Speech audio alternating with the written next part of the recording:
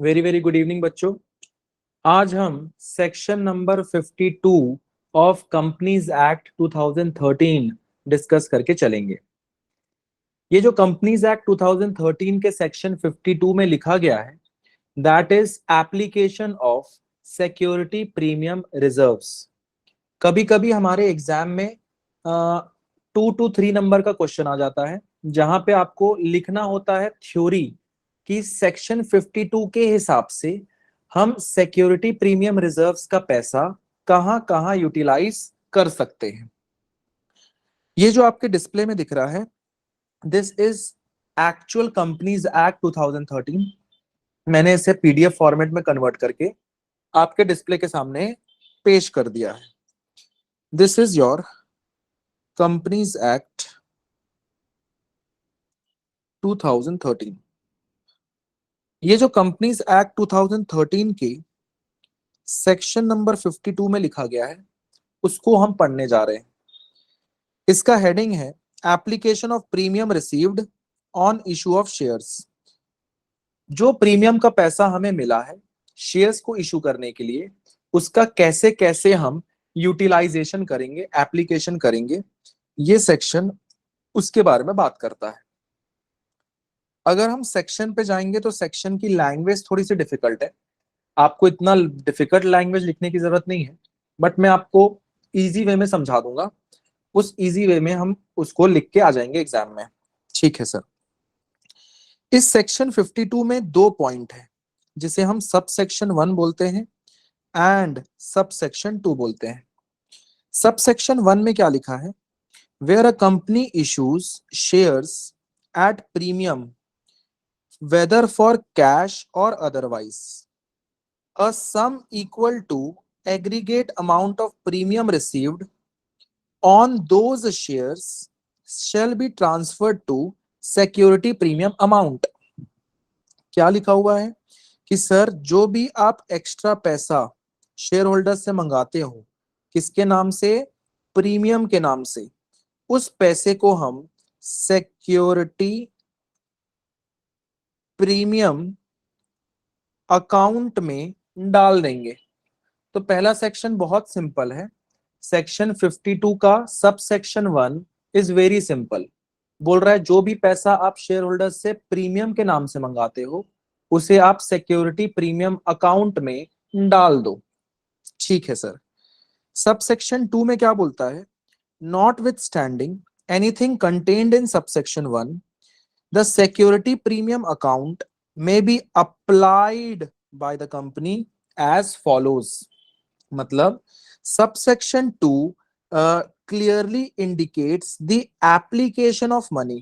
मतलब आप कहां कहां उस पैसे को यूटिलाइज कर सकते हैं, उसके बारे में सबसेक्शन 2 में बोला गया है।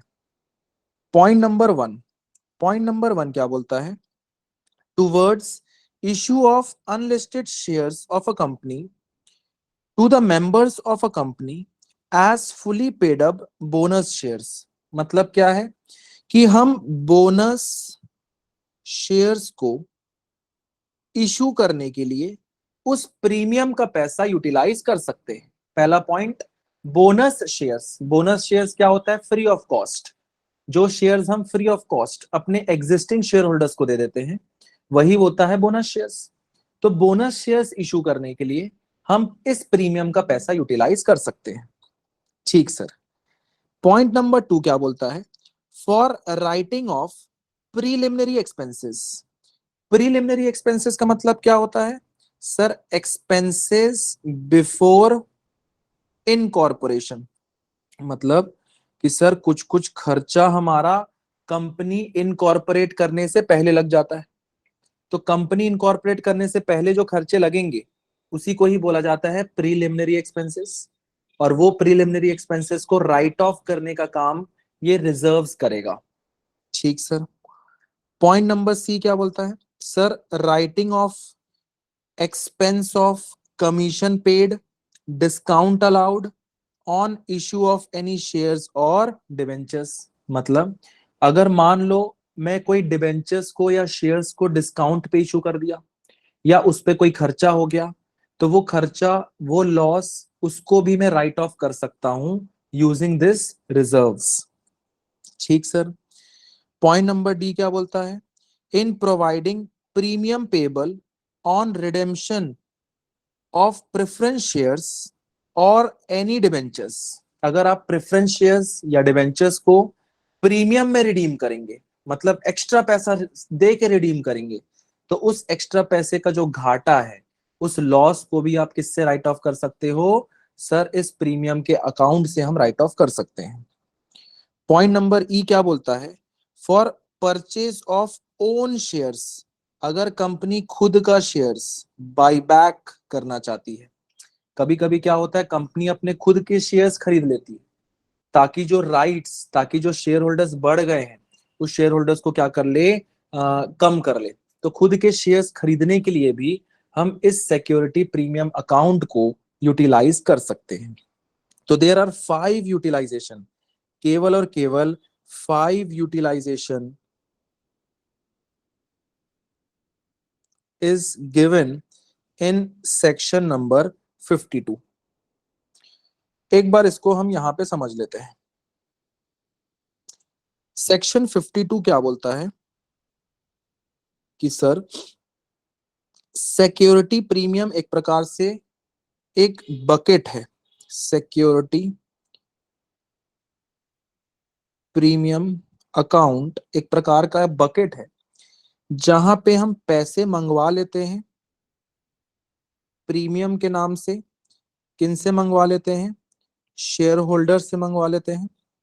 और एक बार इस बकेट में कोई पैसे आ जाएं प्रीमियम के नाम का, तो हम इस बकेट से केवल 5 कारणों के वजह से पैसे निकाल सकते हैं, और कोई कारण की वजह से पैसे नहीं निकाला जा सकता। देयर इज ओनली 5 रीजंस जहां पे आप पैसे निकाल सकते हो। Reason number 1, issue of bonus shares. अगर हम बोनस शेयर्स मार्केट में इशू करना चाहते हैं अपने एग्जिस्टिंग शेयर होल्डर्स को, तो बोनस शेयर्स इशू करने के लिए हम इस प्रीमियम के पैसे को यूटिलाइज कर सकते हैं। Point number 2, sir, for writing of preliminary expenses. Preliminary expenses को राइट ऑफ करने के लिए भी आप इस रिजर्व्स का पैसा यूटिलाइज कर सकते हो। Point number 3, sir, for writing off any loss और discount on issue of shares oblique debentures.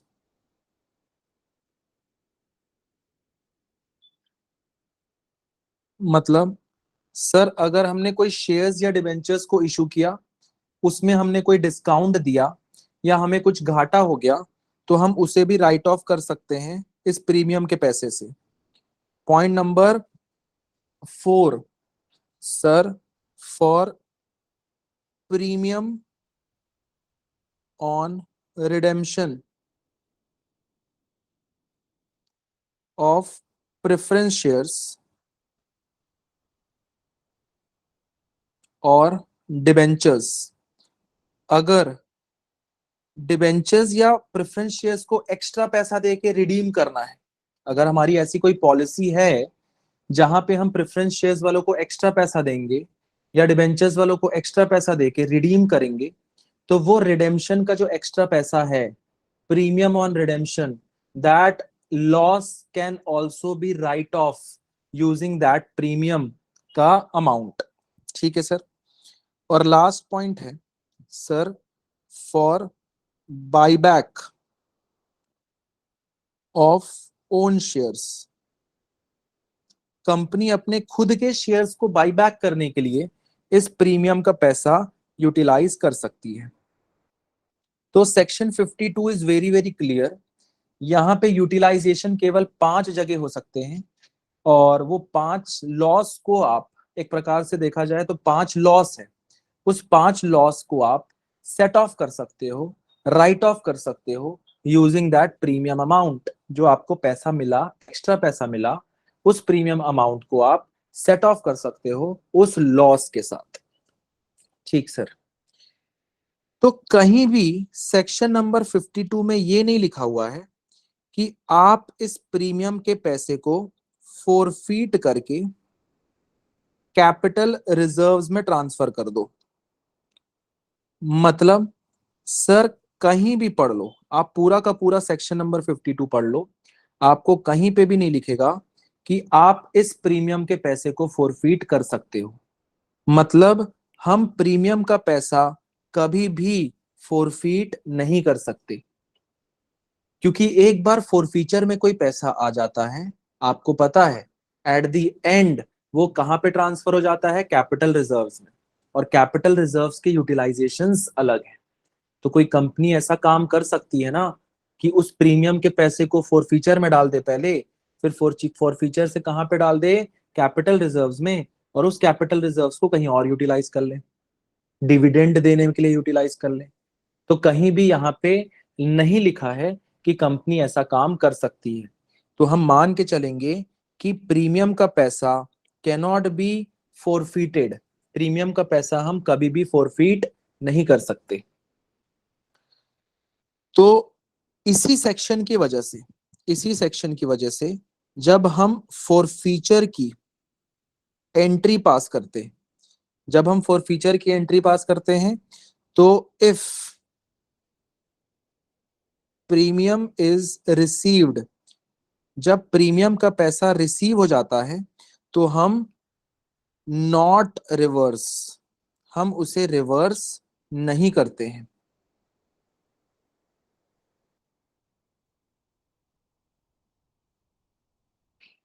हम उसे रिवर्स नहीं करते।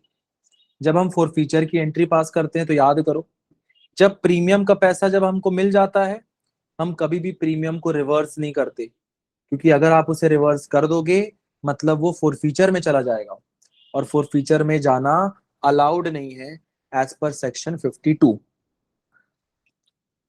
Second, if premium is not received, अगर प्रीमियम का पैसा नहीं मिला है तब हम उसे क्या करते हैं, यस रिवर्स करके चलते हैं। हम उसे रिवर्स कर देते हैं जब प्रीमियम का पैसा हमें नहीं मिलता है। तो आई होप कि आप लोगों को ये समझ में आ गया होगा, जब प्रीमियम का पैसा मिल जाए उसे रिवर्स नहीं करना, जब प्रीमियम का पैसा ना मिले तो उसे रिवर्स कर देना। और ये इसलिए होता है बिकॉज सेक्शन नंबर 52 में क्लियर कट ये प्रोविजंस, ये कानून बन के रखा हुआ है। ठीक है सर। इसके बाद एक और वीडियो डालूंगा मैं, एक और वीडियो बनाऊंगा मैं, जिसमें बहुत ही अच्छा एक क्वेश्चन है जहां पे फोरफीचर किया जाएगा और जहां पे कैलकुलेशन थोड़ा सा डिफरेंट है because of this security premium. तो आप जरूर से उस वीडियो को देखना, और वो वीडियो को मैं या फिर डिस्क्रिप्शन में डाल दूंगा या फिर ऊपर में आइकन में आ जाएगा आपके पास, आप उसे क्लिक करके देख सकते हैं। Thank you very much.